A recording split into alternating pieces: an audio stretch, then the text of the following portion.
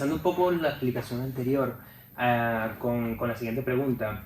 Hay un concepto muy polémico hoy en día que no todo el mundo logra captar, tal vez por la misma desinformación, es la psicosomática. ¿Cómo es capaz realmente la mente de poder enfermar el cuerpo e incluso hasta llegar a la muerte? ¿Cómo puede ser eso posible, Roberto? Tú que eres experto en esto. Es tan sencillo de explicar. Verdaderamente. En el embrión tenemos 3 apartados: el ectodermo, el mesodermo y el endodermo. Bueno, pues en el ectodermo es donde se va a crear, donde va a generarse todo lo que nuestro organismo es: la mucosa, la piel y el sistema nervioso. Por lo tanto, nace en un mismo nido ya en el embrión esos 3 elementos: piel, mucosa y sistema nervioso. El sistema nervioso es ese cableado que va a decirle al cerebro cómo se comunica con el cuerpo y sobre todo con los órganos vitales. De tal manera que según está el cerebro, entran o en casa, así le está diciendo a los órganos que segreguen más o menos sustancias y que funcionen más o menos en un caos o en un orden.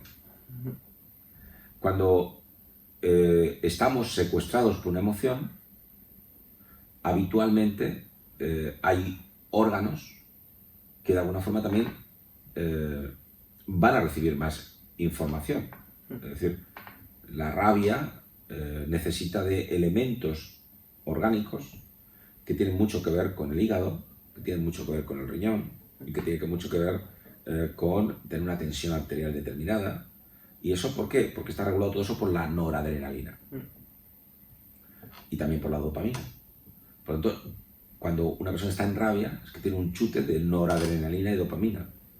Y cuando eso se hace rígido, significa que todo el organismo está en una función noradrenérgica y dopaminérgica. Y los órganos reciben también esa información. De tal manera que hay canales para poder canalizar nuestra rabia. Un canal sería el psicológico: me pongo a gritar, me pongo a insultar, me pongo a pegar. Bueno, eso ya sería también conductual.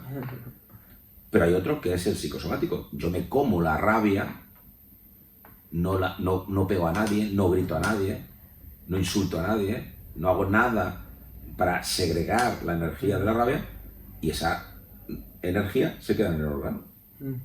Y entonces el órgano recibe tu rabia y produce habitualmente una primera disfunción, y es que el órgano está sano pero funciona mal porque el motor que le hace funcionar no está siendo flexible, está siendo rígido.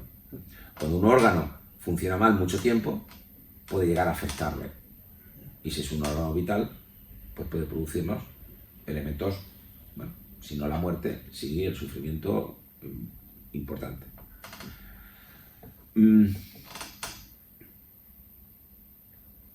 El decir a una persona que tiene el colon irritable y que está en todos los tratados de medicina no es un baladí. Imagínate cómo es el apellido: irritable.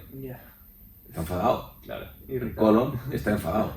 Claro. Y nos damos cuenta que el colon irritable cursa con momentos de estreñimiento, y ahí, si preguntamos al paciente cómo se siente, te dice que tristeza.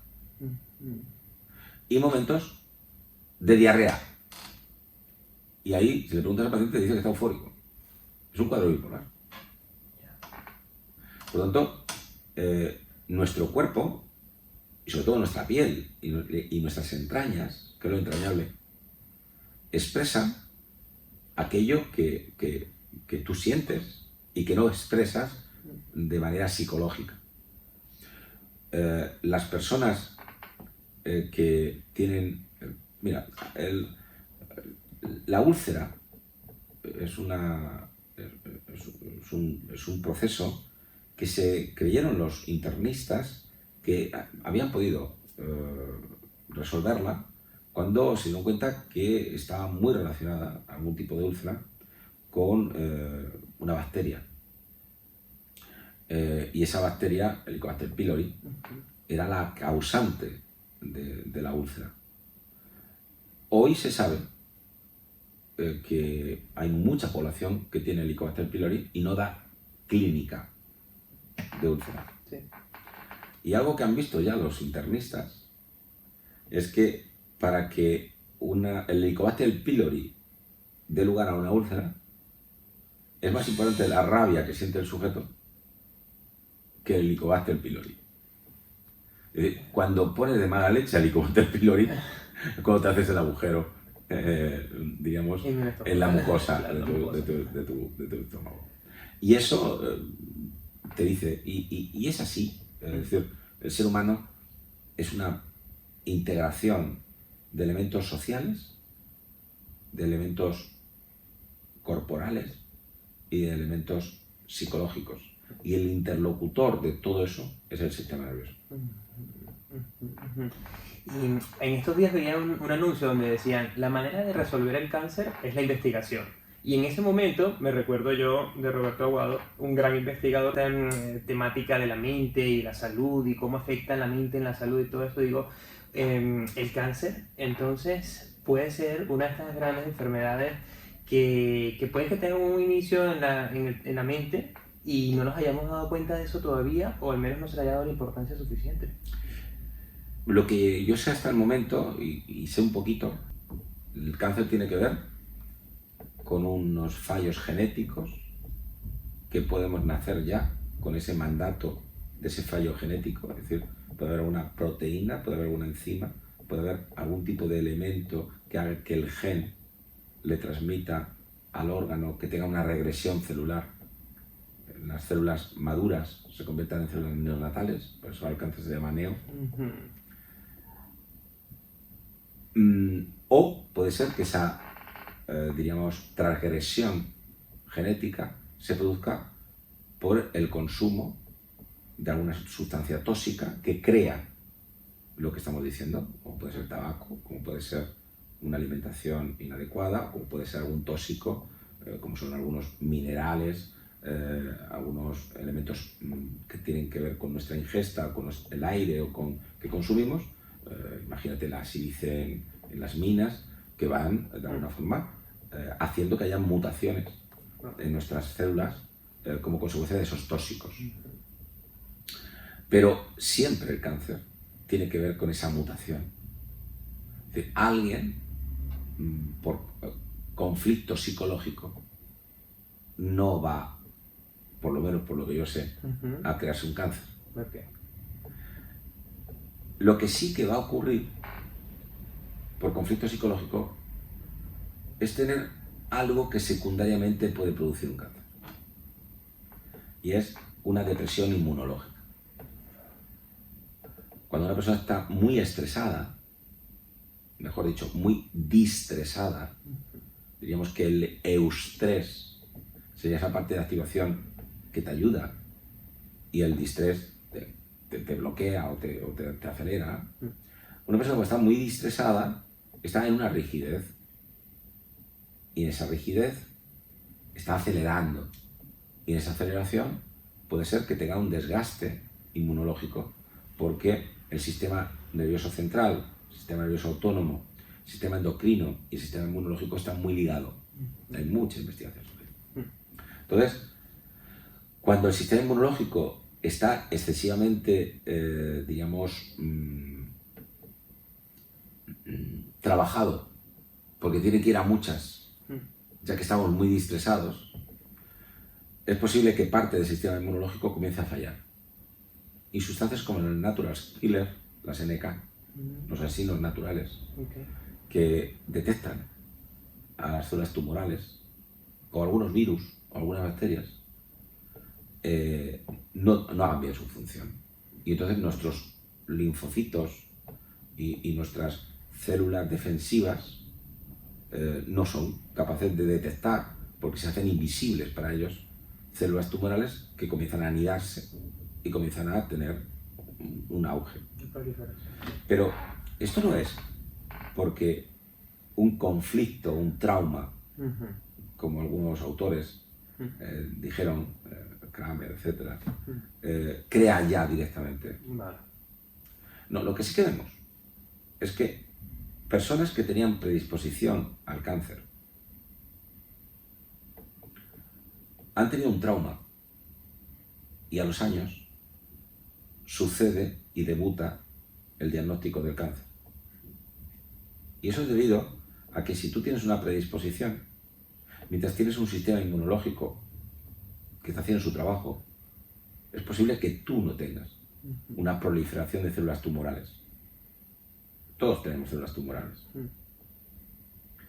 Pero si tú tienes un trauma y eso te crea un distrés excesivo y por lo tanto eso va a repercutir en tu sistema inmunológico y en tu sistema endocrino, ahí se puede dar el caldo de cultivo para que prolifere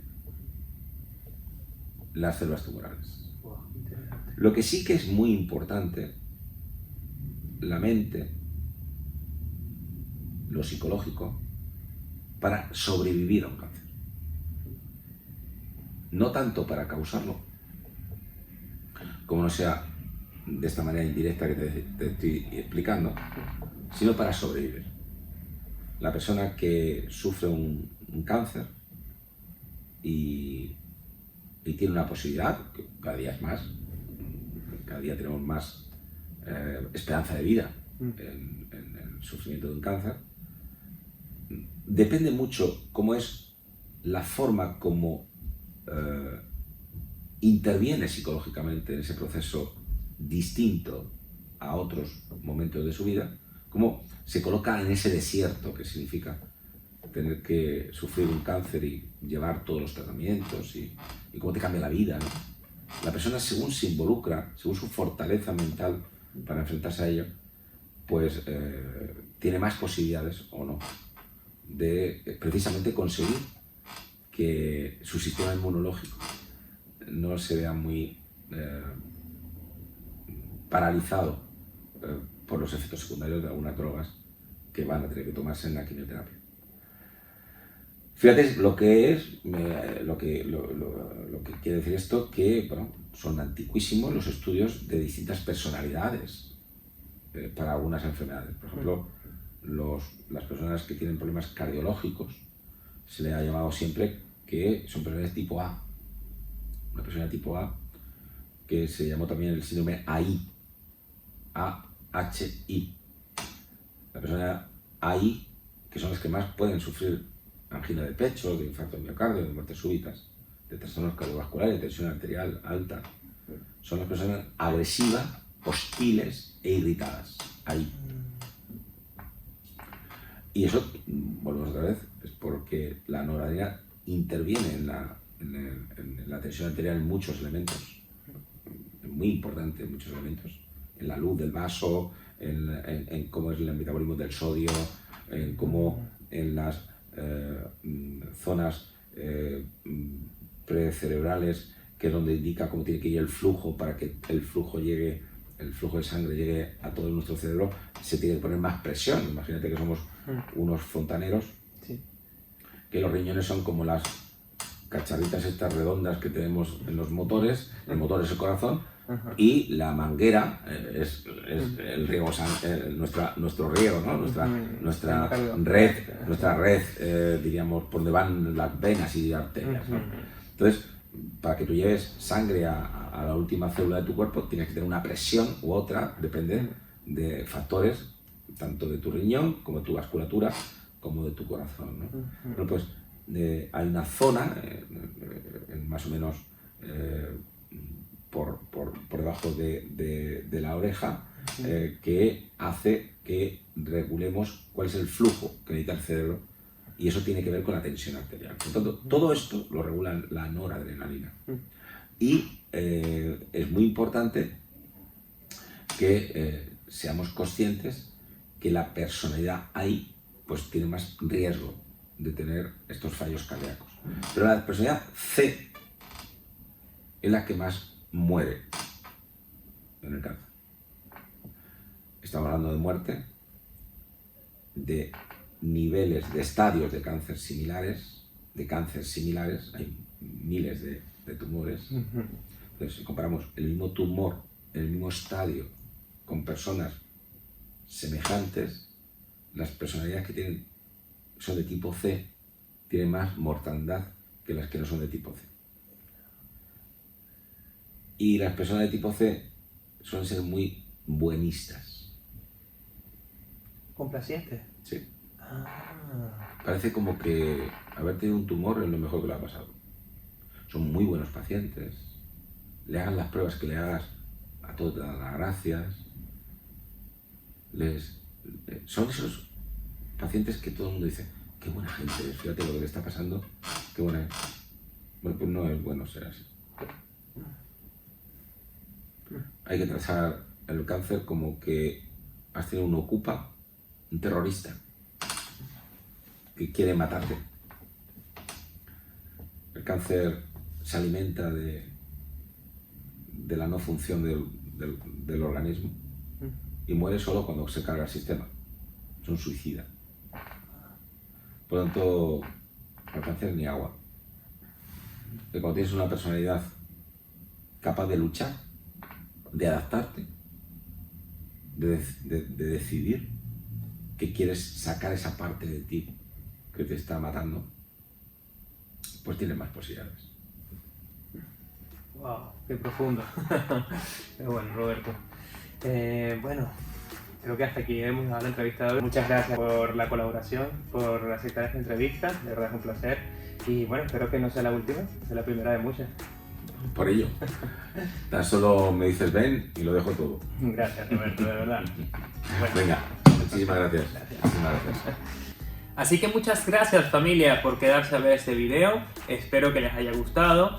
Si tienen alguna duda, algún comentario, no se olviden escribirme por mensaje directo en Instagram o si no, en la bandeja de comentarios aquí en YouTube. No se olviden de suscribirse, de darle a la campanita y dejarme un like si te gustaría que siguiera subiendo más contenido y más vídeos como este. Así que mantente enganchado y no te pierdas de lo nuevo. ¡Chao!